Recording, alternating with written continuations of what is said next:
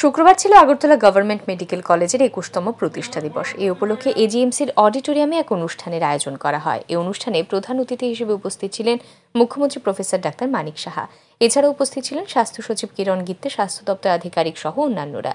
অনুষ্ঠানে বক্তব্য রাখতে গিয়ে মুখ্যমন্ত্রী বলেন, অনেকেই নার্সিংহোমে নিয়ে যান রোগীদের, নার্সিংহোমে নিয়ে যেতে বারণ করেন তিনি বলেন, নার্সিংহোমে কোনো গুরুতর বিষয় ঘটে গেলে রোগীকে সেখান থেকে জিবি হাসপাতালেই নিয়ে যেতে হবে। মুখ্যমন্ত্রী আরও বলেন, রাজ্যের হাসপাতালগুলো পরিষ্কার পরিচ্ছন্ন রাখার উদ্যোগ গ্রহণ করা হয়েছে। AGMC super speciality block corporate স্টাইলে সাজানো হয়েছে। এতে মানুষের প্রত্যাশা বাড়িয়ে দিয়েছে।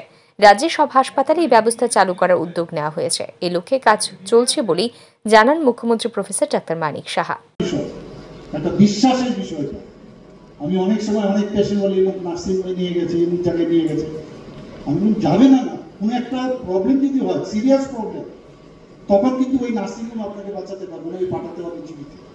কাজে বিশ্বাস রাখুন, পরিষ্কার পরিচ্ছন্নতা এইসব আমরা জানি, নিজের আপনার চাকচিক্য থাকতে হবে, এগুলো তো আমরা করছি। এখন আমরা যেটা 250 কোটি টাকা খরচ করে যে সুপার স্পেশালিটি আমরা ব্লক করলাম, সেখানে আছে, সেটা তো থাকবে, কিন্তু আরো আস্তে আস্তে করে আমরা সেইগুলো আমরা দেখছি। আগে তো ভাঙা হাতলের, আমরা যখন চাকরি করতাম, ভাঙা হাতলের এবং ওই যে টেবিল ভাঙা, তার উপরে ওই পর্দা কেটে, পর্দা সিস্টার কেটে ওই টেবিল ক্লথ বানাতো, এরকম অবস্থা ছিল।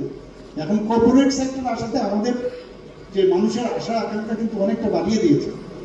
আমরাও চাইছি যে এই ধরনের ব্যবস্থা সমস্ত হসপিটালে হোক, এবং সেইভাবে আমরা কাজ করি। অনুষ্ঠানে মুখ্যমন্ত্রী আরও জানান, টিএমসি সহ রাজ্যের একাধিক জেলা ও মহকুমা হাসপাতালে বহিরাজ্যের কিছু দালাল ছড়িয়ে ছিটিয়ে রয়েছে।